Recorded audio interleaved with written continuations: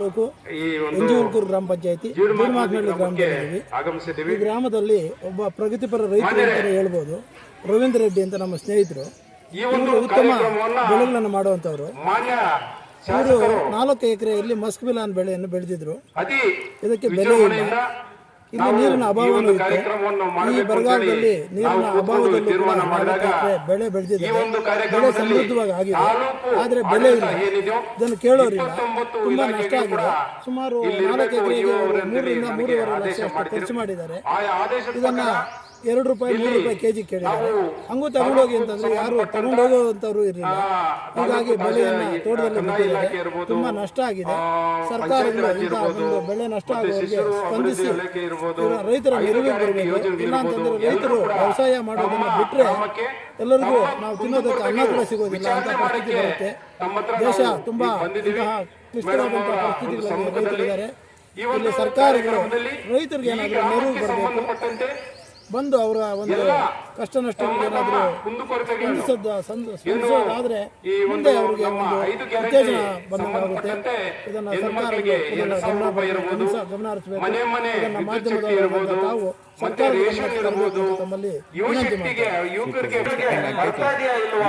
ಅನ್ನೋದರ ಬಗ್ಗೆ ಕೆಲವು ಸುಮಾರು ಸಮಸ್ಯೆಗಳಿತ್ತು.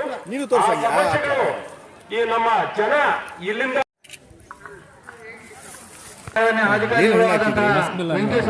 ಎಷ್ಟು ಎಕರೆಯಲ್ಲಿ ಹಾಕಿದ್ರಿ? ಯಾಕೆ ಈ ರೀತಿ ಜಮೀನಲ್ಲೇ ಬಿಟ್ಬಿಟ್ಟಿದ್ರಲ್ಲ, ಯಾಕೆ? ಯಾರು ಬಂದಿಲ್ಲ ಸರ್, ಮಾರಾಟಕ್ಕೆ ಹೋಗ್ತಾ ಇಲ್ಲ, ರೇಟ್ ಇಲ್ಲ, ವ್ಯಾಪಾರಸ್ಥರು ಯಾರು ಬರ್ತಾ ಇಲ್ಲ. ನಾವು ಹತ್ಕೊಂಡು ಹೋದ್ರು ಯಾರು ಬರ್ತಾ ಇಲ್ಲ. ಏನಿದೆ ರೇಟ್ ಈಗ? ಏನಿತ್ತು ಏನಿದೆ ಸರ್? ₹3 ಕೇಳಿದ್ರು. ₹3 ಎತ್ಕೊಂಡು ಹೋಗ್ಲಿ ಅಂತ ಕರೆದ್ರೆ ಕೂಡ ಬರ್ತಾ ಇಲ್ಲ ಸರ್. ಎಷ್ಟು ನಷ್ಟ ಆಗಿರ್ಬೋದು? ₹3.5 ಲಕ್ಷ ಆಗಿದೆ. 4 ಎಕರೆ. ಸಂಬಂಧಪಟ್ಟ ಇಲಾಖೆಯವರಿಗೆ ಗಮನಕ್ಕೆ ತಂದಿದ್ದಾರೆ ನಷ್ಟ ಪರಿಹಾರದ ಬಗ್ಗೆ? ಏನ್ ಹೇಳಕ್ ಬೈತೀರಪ್ಪ ಈ ತರ ರೈತರು ಈ ರೀತಿ ಬೆಳೆ ಹಾಕಿ ಕಷ್ಟಪಟ್ಟು ಬೆಳೆ ಮಾಡಕ್ಕೂ ಆಗ್ತಾ ಇಲ್ಲ, ಏನು ಮಾಡಕ್ ಆಗಲ್ಲ. ಸಾಲ ಸೋಲ ಮಾಡಿ ನೀವು ಈ ರೀತಿ ಬೆಳೆ ಬೆಳಿತೀರ. ಈ ರೀತಿ ನಷ್ಟ ಆದ ಸಂದರ್ಭದಲ್ಲಿ ನಿಮ್ಮ ಒಂದು ಪರಿಸ್ಥಿತಿ ಯಾವ ರೀತಿ ಇರುತ್ತೆ ಅನ್ನೋದು ಒಬ್ಬ ರೈತನಾಗಿ? ಬೇಕಾದ್ರೆ ಕಟ್ಟೆ ಮಾಡಕ್ಕೂ ಆಗ್ತಾ ಇಲ್ಲ, ನಮ್ಗೆ ಕಟ್ಕೊಳ್ಳಕ್ಕೂ ಆಗ್ತಾ ಇಲ್ಲ. ಆ ರೀತಿ 4 ಎಕರೆನೂ ಇದೆ ಬೆಳೆ ಹಾಕಿದ್ವಿ ಸರ್. ಈಗಾಗಲೇ ಸಂಪೂರ್ಣ ನೆಲೆ ಕಚ್ಚಿದ್ಯಾ? ನಿಮ್ಮ ಹೆಸರು? ರವೀಂದ್ರ ರೆಡ್ಡಿ ಸರ್. ಯಾವ ಊರಿದು? ಜೀಡಮಾಕನಹಳ್ಳಿ, ಕೆಜಿಎಫ್ ತಾಲೂಕು, ಜೀಡಮಾಕನಹಳ್ಳಿ ಗ್ರಾಮ, ಎಂಜೂರ್ಕೂರು ಪಂಚಾಯತಿ. వానొచ్చే ఇట్లా అయింది అప్పైతే ఇప్పుడు ఫ్యాక్టరీ పైన వానొచ్చింది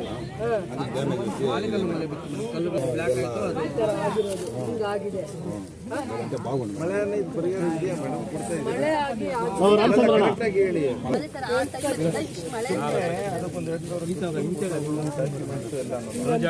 ಮಾಡೋದು ಬೇಡ, ಬರಂಗಿದ್ರೆ ದಯವಿಟ್ಟು ಹೇಳಿ. ಪಕ್ಕ ಇದ್ರೆ ಹೇಳಿ ಮೇಡಮ್. ಏನಾದರೂ ಒಂದು ಪ್ರಾವಿಷನ್ನಲ್ಲಿ ಹುಡುಕಿ ನಾನು ಸಹಾಯ ಮಾಡೋಣ. ಎಷ್ಟು ಚೆನ್ನಾಗಿರೋದು ಹೊರಟೋಗಿದೆ. ತುಂಬ ವರ್ಷಗಳಿಂದ ಪರಿಚಯ ಇರೋರು, ಭಾಳ ವರ್ಷಗಳಿಂದ ನಮ್ಮ ಒಡನಾಟದಲ್ಲಿರುವಂಥ ರೈತರೇ ಇವರು ಕೂಡ. ಇಲ್ಲಿ 3 ಎಕರೆ, ಅಲ್ಲಿ 2 ಎಕರೆ, 5 ಎಕರೆ, 5 ಎಕರೆಯಲ್ಲಿ ಕರ್ಬೂಜ ಅಲ್ವಾ ಇದು?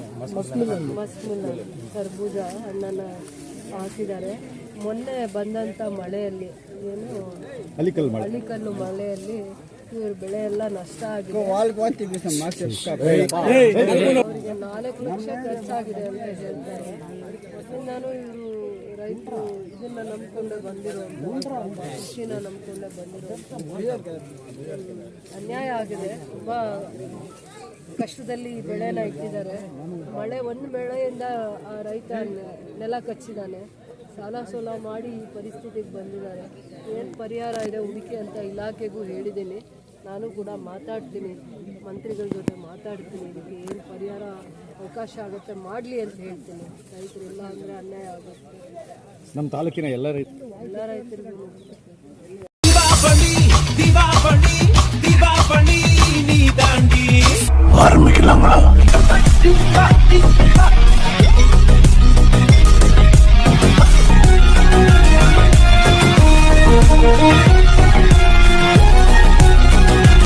Music.